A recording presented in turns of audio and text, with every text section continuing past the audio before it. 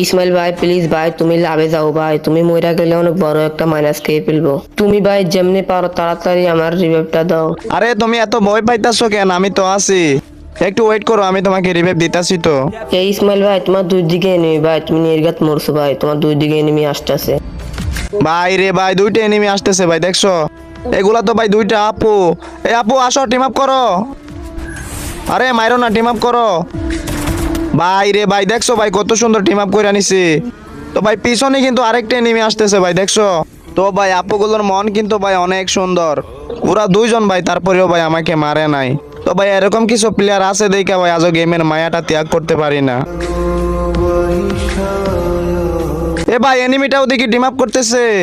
ভাই রে ভাই, আমার ভাগ্যটা ভাই অনেক ভালো। আমার টিমমেট কিন্তু ভাই অনেক ভয় পাইছিল, মানে এখানে যদি ভাই কোনো রকম ফাইট চলতো আমি কিন্তু ভাই বাঁচতে পারতাম না।